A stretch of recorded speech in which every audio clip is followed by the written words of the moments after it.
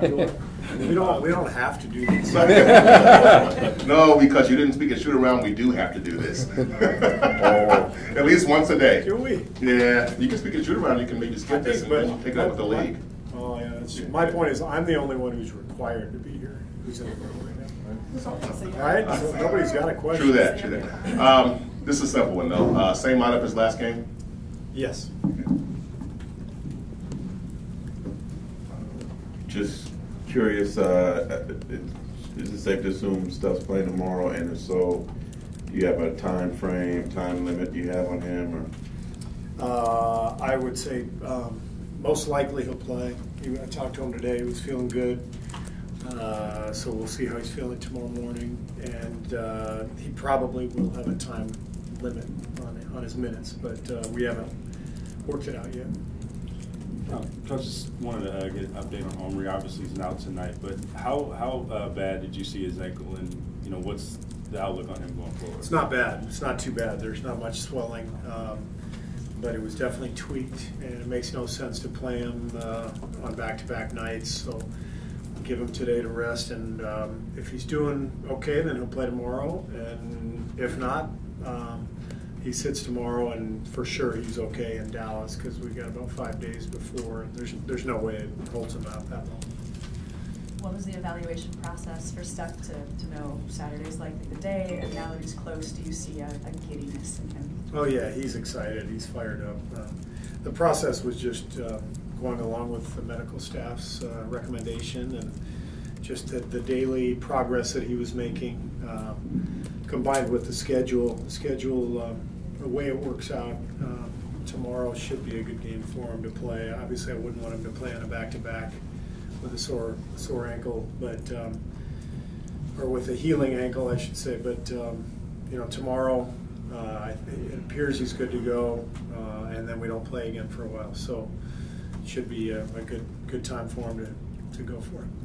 Hey Steve, while Steph's been out, what kind of presence has he been providing? Say that again? While Steph's been out, what kind of presence has he been providing on the bench or just in the locker room?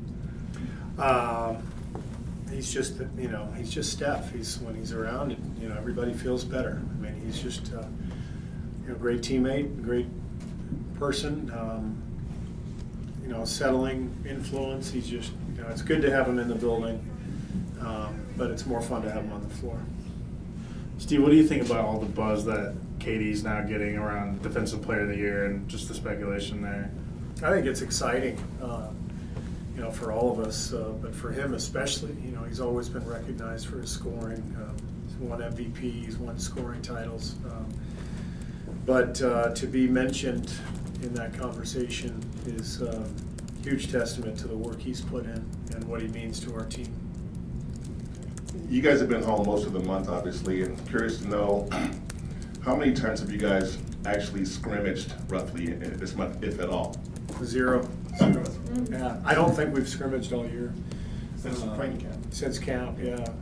I may be wrong. There might have been 1 or 2 times in there where we got up and down the floor a little bit, but it's so different from my first year here. We scrimmaged all the time. We had a rule that year that if we had 2 days off in between games, we would always scrimmage on the second day. And it's because I didn't like not having any playing rhythm for multiple days before going into a game. And it's kind of how I felt as a player, and I wanted that to be reflected in how I coached. And so we were always scrimmaging, and the guys loved it. And nobody would love it anymore. We're in a different time. We're in a different stretch of our team's existence, and we need rest more than we need play right now. On that note, I was wondering, even though there are obviously the benefits with that, with the rest, are there things that are done to kind of offset the positives of losing that in terms of the competitions, or anything you guys do?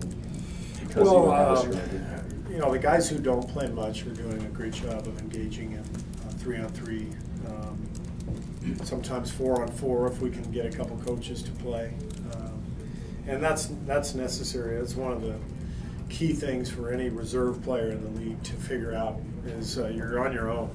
You really are on your own for conditioning and rhythm, And I'm going to throw people out there all the time. You guys know that by now. I could throw anybody in the game at any time.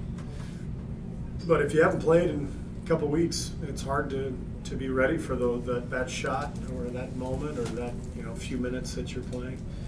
And because we're not scrimmaging, because we're not practicing hard, so it's really up to the individual player. We try to teach that to the younger guys. That if you're not getting much run, get a great individual workout.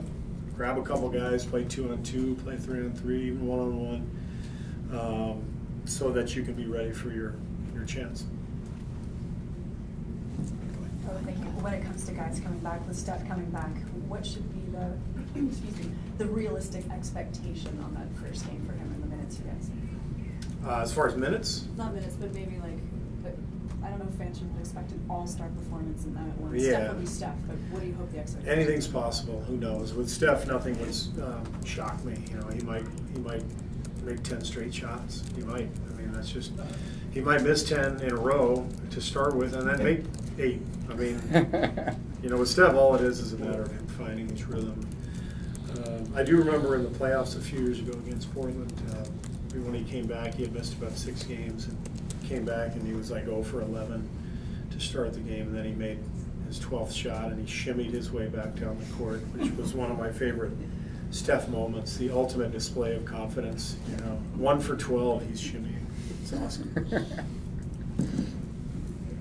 Coach, and not just Steph, obviously, Jaja and Draymond and Sean has been out.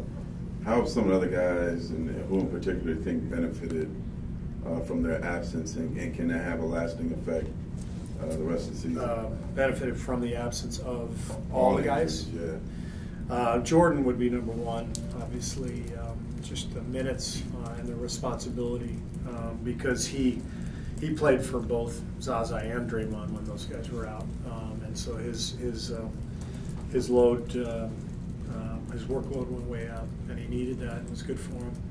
I think Patrick McCaw as well, Nick Young, all those guys. Omri, Omri's a guy who, if one guy is out, it doesn't matter what position is out, Omri's going to play, because he's the jack of all trades. He just fits in anywhere.